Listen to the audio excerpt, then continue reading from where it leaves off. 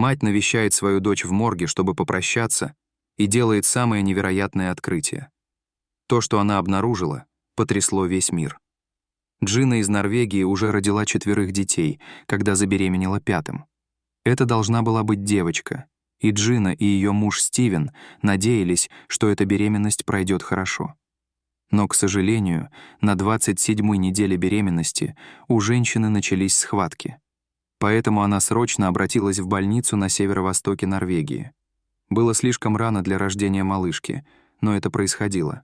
Маленькая Линда родилась 7 апреля 2019 года, почти за 3 месяца до назначенного срока. Она была крошечной, весила всего 1,5 килограмма, и хуже всего было то, что она, казалось, не дышала и не подавала признаков жизни. Врачи попытались реанимировать ее и вызвали врача-неонатолога, но тот также не смог обнаружить у малышки никаких признаков жизни. Линда родилась мертвой, и они официально об этом объявили и выдали свидетельство о смерти. Ее хрупкое маленькое тельце было завернуто в ткань и помещено в небольшой деревянный гроб. Джина находилась под наркозом во время родов, и ей рассказали о смерти дочери, только когда она проснулась. Женщина была полностью разбита горем и не могла поверить, что потеряла дочь. Все произошло очень быстро. Она почувствовала сильное желание увидеть свою маленькую девочку, убедиться, что ее действительно нет в живых, и сфотографировать ее для отпевания. Джина сказала своему мужу, чего хочет, и убедила его и брата отвезти ее в больничный морг. Вместе они получили разрешение врачей на это. С момента рождения Линды прошло уже более 12 часов. Пока они спускались в морг, Джина мысленно готовилась к этому моменту. Она все еще была слаба после родов. Вы можете себе представить, что она чувствовала? Ни один родитель не должен переживать эмоции потери ребенка. В морге Джина и Стивен обнаружили маленький гроб Линды. Когда мать наклонилась над коробкой, она посмотрела на крошечное тело своей малышки и коснулась ее руки. Затем Джина немного отодвинула ткань от лица Линды.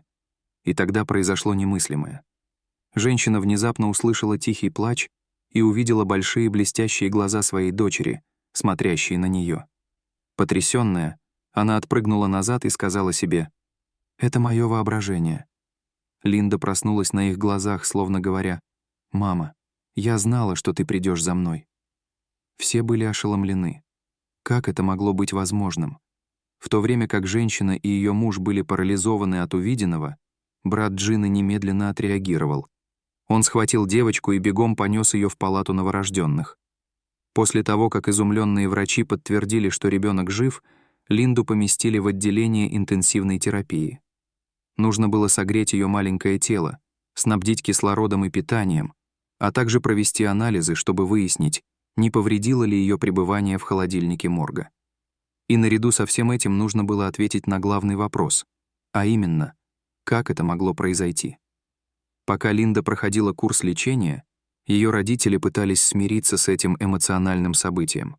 Они думали, что потеряли свою дочь, но постепенно начали понимать, что она жива. «Я не могу объяснить, что произошло», — сказал ее отец. «Просто Бог сотворил чудо». Врачи также не смогли объяснить, что произошло. В больнице было начато расследование, чтобы выяснить, можно ли кого-то обвинить в этой ужасной ошибке. Вовлеченный персонал несет ответственность и, следовательно, должен быть привлечен к ответственности, заявил Джек Холланд, заместитель министра здравоохранения региона. Тем временем состояние Линды стабилизировалось в отделении интенсивной терапии, и вскоре было решено, что ее доставят в больницу в столице Норвегии, где есть специальное неонатологическое отделение с самым современным оборудованием. Через пару дней всех охватил новый испуг, когда Линда перестала дышать.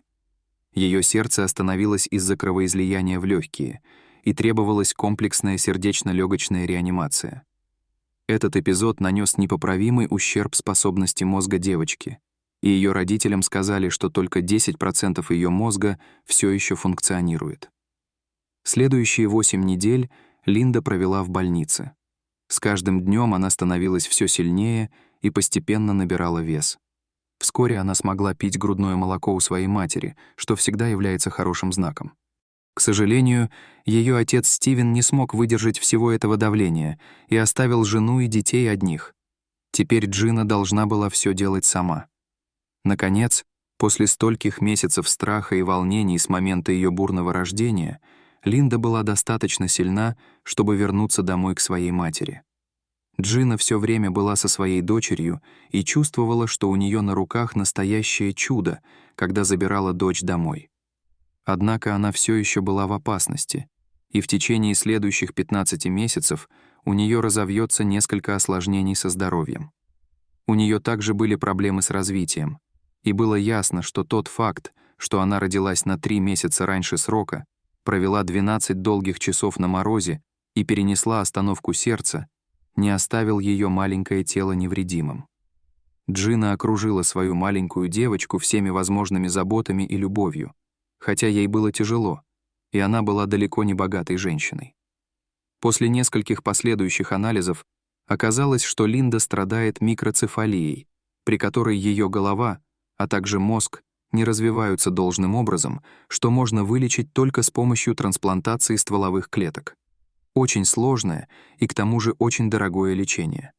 У Джины не было на это денег, но она подумала, что, возможно, она сможет доставить ребенка в Китай, чтобы там пройти курс лечения.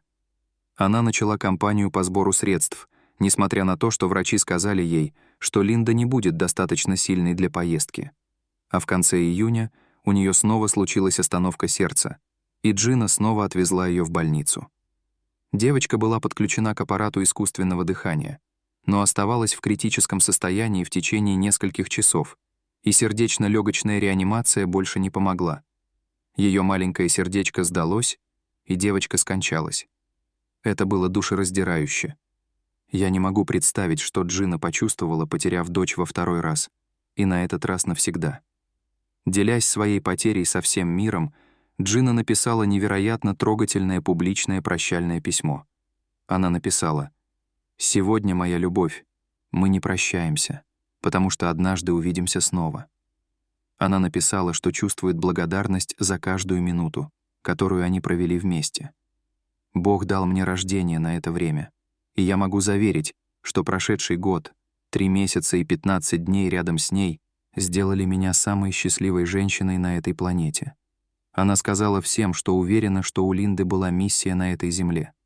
Однажды к ней подошел парень и сказал, что он хотел покончить с собой, но как только он увидел, как Линда борется, он подумал, почему он тоже не может этого сделать.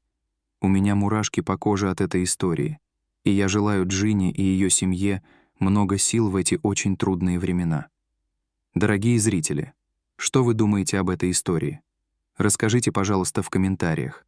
А если вам понравилось это видео, то ставьте лайк и подписывайтесь на наш канал. До свидания.